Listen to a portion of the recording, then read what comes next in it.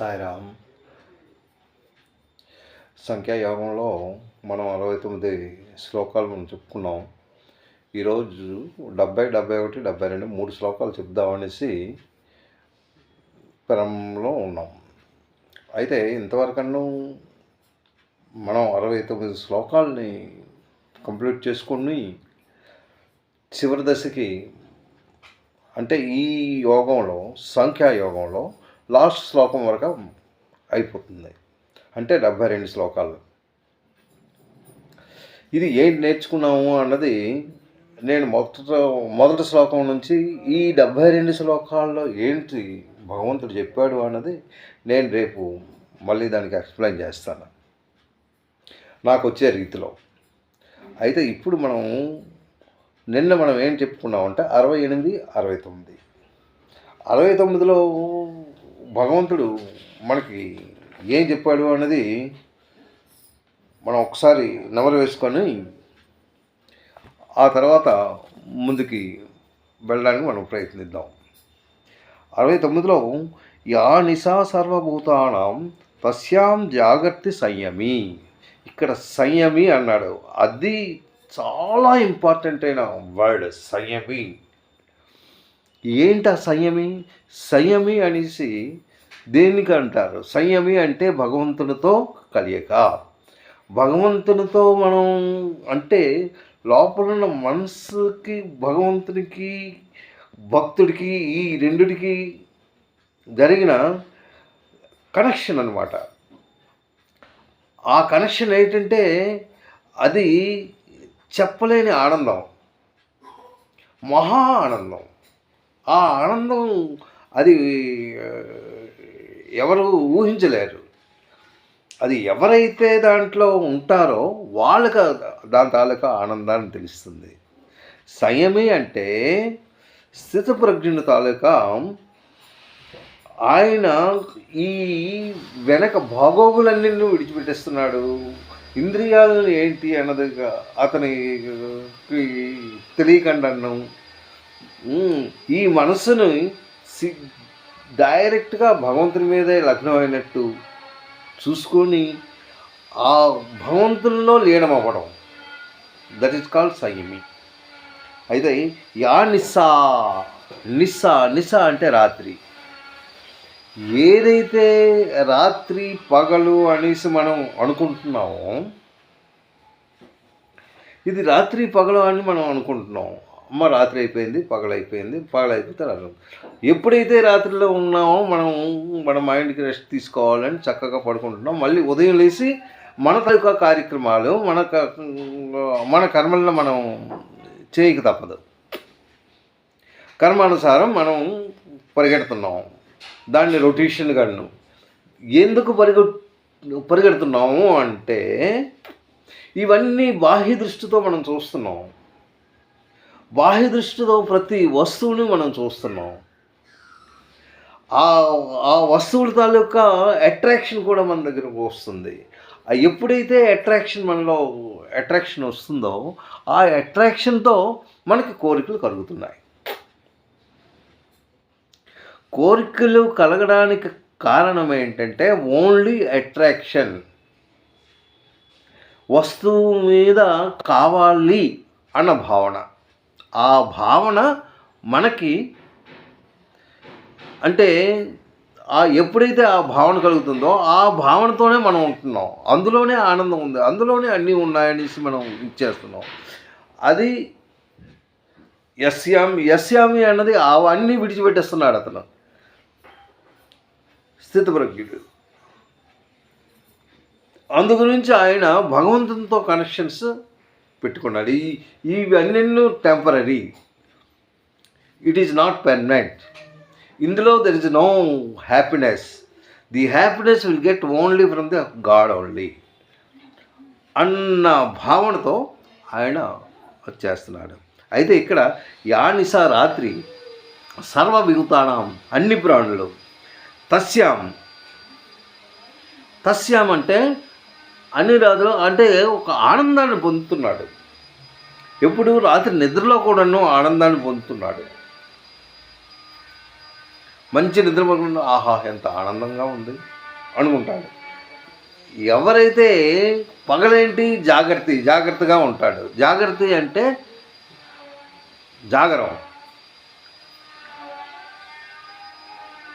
జాగరం అంటే మనం శివరాత్రికి జాగరం చేస్తుంటాం అలా అన్నమాట. అయితే ఇది యస్యాం జాగ్రత్త భూతాన్ని సా నిశా పశ్యతో మినం. దీనికి ఏంటంటాడు, రాత్రింబవళ్ళు స్థితప్రజ్ఞుడు తాలూకా యోగి, ఎవరైతే స్థితప్రజ్ఞుడైన ఆ యోగి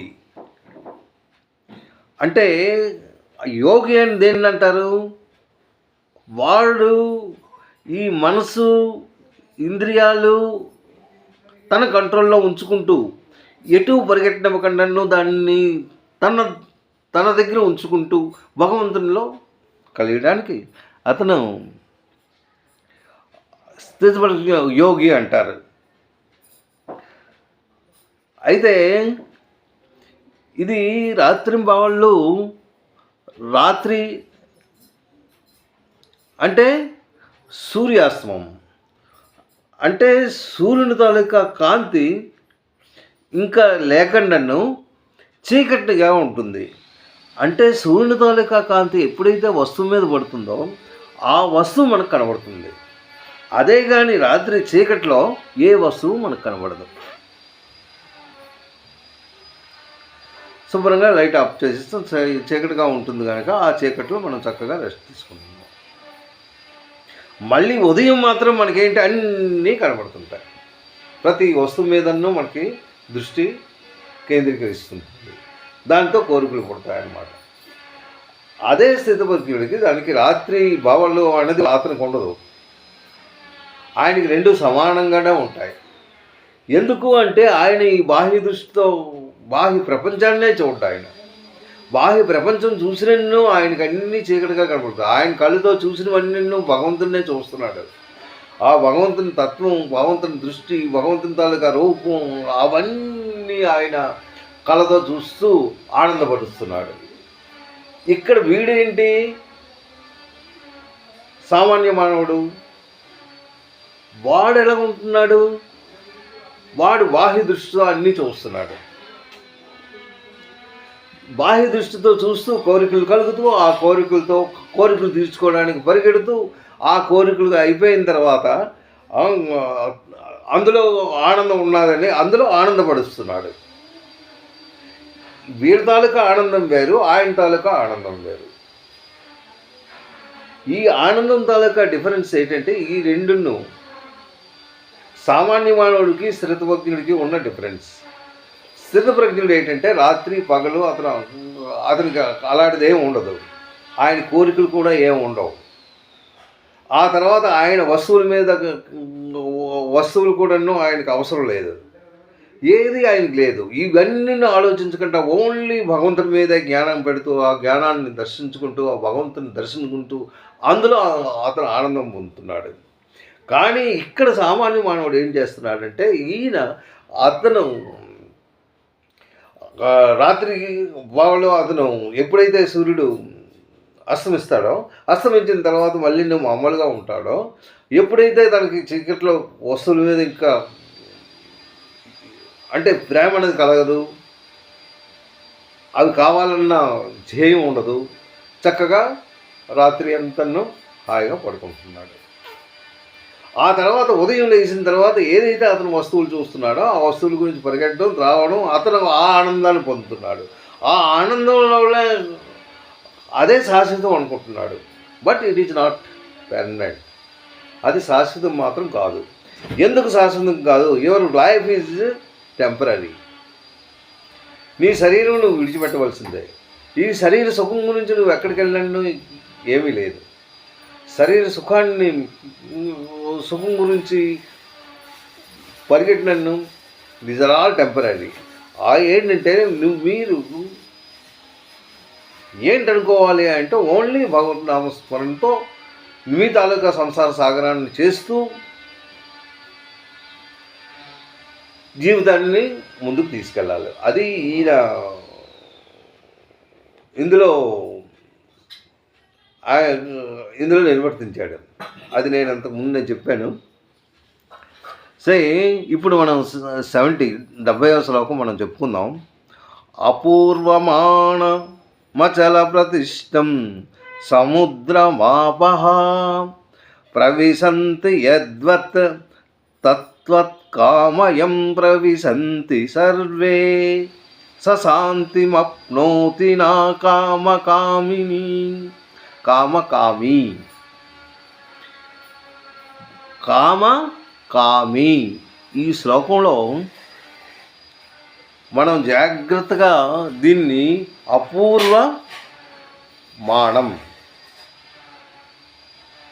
అపూర్వమాణం మానం అంటే అన్ని వైపుల నుండి, ఆల్ కార్నర్స్, అచల ప్రతిష్టం అన్నాడు. అంటే నిశ్చలంగా, అచల అంటే నిశ్చలంగా, దానికి డిస్టర్బెన్స్ లేకుండా. ప్రతిష్టం ఏంటి, దేంతో అది డిస్టర్బెన్స్ అవ్వదు? ఇక్కడ ఏంటంటాడు? సముద్రమంపః మాపః ప్రవిశంతి యద్వత్. సముద్ర మాపః అంటే జలాలు. ఈ సముద్రం తాలూకా జలాలు ఎలా ఉంటాయి అంటే దెర్ ఇస్ నో డిఫరెన్స్. ఆ సముద్రానికి ఏమి తగలదు, మిగలదు, పొంగిపోదు, నిశ్చలంగా ఒకే దగ్గరే ఉంటుంది. అంటే సముద్రంతో పోల్చాడు. అపూర్వమాణం అచల ప్రతిష్టం, అన్ని వైపుల నుంచి పరిపూర్ణమైన జలాలు సముద్రంలో కలుస్తున్నాయి. ఏంటి ఆ జలాలు? ఎన్నో నదులు ఉన్నాయి. ఆ నదుల తాలూకా వాటర్ ఎక్కడికి వెళ్ళిపోతుంది? తిన్నగా వెళ్ళి సముద్రంలో కలుస్తుంది. పెద్ద తుఫాను వచ్చినా, ఎన్నో వరదలు వచ్చినా, ఎంత ఇది వచ్చినా ఆ వాటర్ అంతను తిన్నగా వెళ్ళి సముద్రంలో వెళ్ళి కలుస్తుంది. సముద్రంలో కలిసిన తర్వాత ఏంటి? సముద్రం ఏంటవుతుంది? ఏమీ చిక్కు చెదరు ఏమీ ఉండదు, అంతను తనలో తీసుకుంటుంది. అక్కడ మీరు ఆలోచించవలసింది ఏంటి? సముద్రంలో ఉన్న నదీ జలాల తాలూకా నీరు ఎలా అయితే సముద్రంలో కలుస్తూ సముద్రం ఏ డిస్టర్బెన్స్ లేకుండా ఎలా అయితే ఉంటుందో, అపూర్వమాణం అచల ప్రతిష్టం సముద్రమాపః ప్రవిశంతి. ప్రవిశంతి అంటే ప్రవేశిస్తుంది. అది ప్రవిశంత. అదేంటంటున్నాడు? యద్వత్, ఎలాగైతే ప్రవేశిస్తుందో, తత్వత్, అక్కడ యద్వత్ తద్వత్. తద్వత్ ఇదేంటంటే సాంస్క్రిట్ వర్డ్స్. ఇవి చక్కగా మనం ఓ మంచి మనసుతో మనం ఆలోచిస్తే కానీ దాని మీనింగ్ బయటికి రాదు. యద్వత్ అంట అదేంటి? ఎలా అయితే ఈ నదులు అందులో ప్రవేశిస్తాయో తత్వత్ అట్లే కామయం. కామయం అంటే భోగములు. ప్రవిశంతి సర్వే అంటే ప్రవిశంతి అంటే అందులో ప్రవేశిస్తున్నాయి, అందులో లీనమవుతున్నాయి. ఏంటి? సమస్త అన్ని నదులు తాలూకా వాటర్ అందులో ప్రవేశిస్తున్నాయి. శాంతి యప్నోతి నకామకామి. అయితే ఇక్కడ అపూర్వమాణం అచల ప్రతిష్టం సముద్రమాపః ప్రవిశంతి యద్వత్ తద్వత్ కామయం భోగములు ప్రవిశంతి సర్వే. అలాగే అక్కడ జస్ట్ డిఫరెన్స్ రెండిటికి చెప్పాడు. ఏంటి? కృష్ణ భగవానుడు ఇక్కడ నదులతో ఎలా అయితే ప్రవేశిస్తున్నాయో అలాగే ఈ భోగాలు ఎవడు సామాన్య మానవుడు ఎలాగ భోగాలు అనుభవిస్తున్నాడో, భోగాల గురించి పరిగెడుతూ తన కామాన్ని పెంచుకుంటూ భోగాలను పెంచుకుంటూ కోరికలను పెంచుకుంటూ, కామం అంటే కోరికలు, ఆ కోరికలను పెంచుకుంటూ ఎలా అయితే వాళ్ళు వెళ్తున్నారో అవన్నీ ఎక్కడికి వెళ్తున్నాయి అంటే ఈ స్థితప్రజ్ఞుడికి అవేమీ అంటదు. ఏవైతే బ్యాడ్ ఎలిమెంట్స్ తనలో ఉన్నాయో, కామ, క్రోధ, లోభ, మోహ, ఇవన్నీ ఏవైతే ఉన్నాయో అవేమీ ఆయన తగలవు. ఆయన నిశ్చలంగా ఉన్నాడు. ఎవరు? స్థితప్రజ్ఞుడు నిశ్చలంగా ఉన్నాడు. ఇవేవి ఆయనకి అంటావు. ఇవన్నీ ఆయనలో కలుస్తుంటాయి, కానీ అవి కలిసినన్ను అది చలించదు. అంటే సముద్రం ఎలా అయితే చలించదో స్థితప్రజ్ఞుడు కూడా అలాగనే చలించడు. ఆయన చక్కగా అక్కడే ఉంటాడు. ఇలాంటివన్నీ చేరుతుంటాయి. ఏవి? నదుల్లో ఉన్న వాటరు, నదీ జలాలన్నీ, అందులో నదించిన పెద్ద తుఫాను వచ్చినా, పెద్ద గాలి వచ్చినా, ఏది వచ్చినా దానికి ఎటువంటి సమస్య ఉండదు. ఎలా ఉన్నదో అలాగే ఉంటుంది. అలాగే స్థితప్రజ్ఞుడు కూడా బయట బాగోగుల గురించి, ఈ కామ, ఏవైతే బ్యాడ్ ఎలిమెంట్స్ తన మైండ్లో ఉన్నాయో, తనకి ఏవైతే శత్రువుల్లాగా తనకి పీక్కు తింటున్నాయో అవేవి దగ్గరికి చేరవు. వాటితో అతనికి సంబంధం ఉండదు. ఆయన ఓన్లీ భగవంతుని మీదే అతనికి జ్ఞానం ఉంటుంది. అది ఇక్కడ 70వ శ్లోకంలో ఆయన సంబోధించింది. నెక్స్ట్ 71లో ఏం చెప్పాడు అన్నది మనం ఇప్పుడు నేర్చుకుందాం. ఏంటంటాడు? విహాయ కామాన్యః, విహాయ కామాన్యః సర్వాన్. విహాయ అంటే త్యజించడం. కామాన్, మీకు కామం అంటే కామం అంటే కోరికలు ఎవరైతే త్యజిస్తారో అన్ని కోరికలు విడిచిపెట్టియాలి. విహాయ కామాన్యః సర్వాన్ పుయశ్చరిత నిస్పృహ. సర్వాన్ పుమాశ్చరిత నిస్పృహ. నిస్పృహ అంటే నిస్పృహలో ఉన్నవాడు. ఇది నిరహంకారం శాంతిం అధిగచ్చతి. విహాయ కామాన్